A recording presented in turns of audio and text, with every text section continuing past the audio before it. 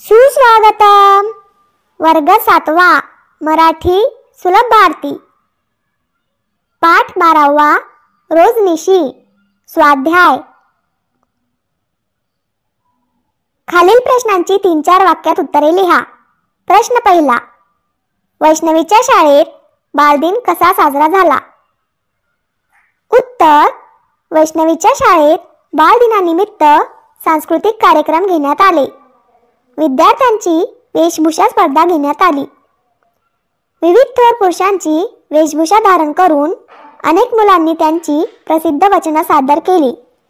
अशा प्रकारे वैष्णवीच्या शाळेत बालदिन साजरा झाला।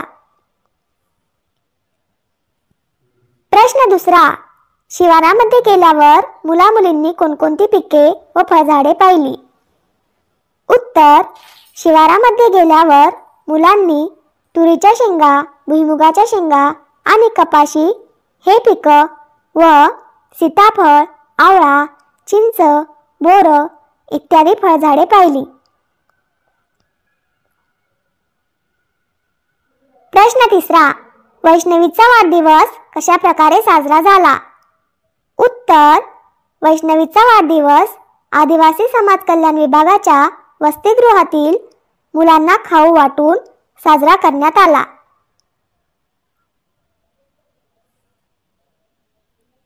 प्रश्न चौथा, वैष्णवीला का गहिवरून आले? उत्तर, आई वडिलांपासून दूर असलेल्या मुलांना पाहून वैष्णवीला गहिवरून आले। खेळूया शब्दांशी। खालील म्हणी ओळखा।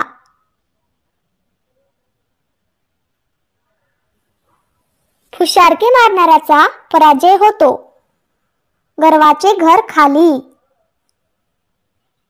एखाद्याकडून काम करून घेताना गोड बोलायचं आणि काम झालं की त्याला सोडून द्यायचे। कामापुरता मामा। सगळीकडे परिस्थिती समान असणे।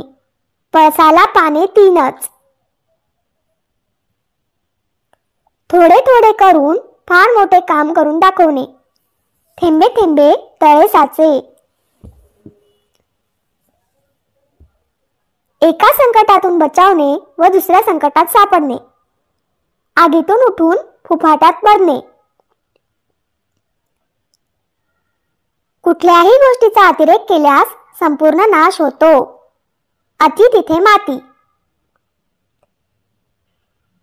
न आवडणाऱ्या माणसाने कितीही चांगली गोष्ट केली तरी ती वाईटच दिसते। नावडतीचे मीठ अळणी। असेच नवनवीन व्हिडिओज पाहण्यासाठी आत्ताच माझ्या चॅनलला सबस्क्राईब करा। धन्यवाद।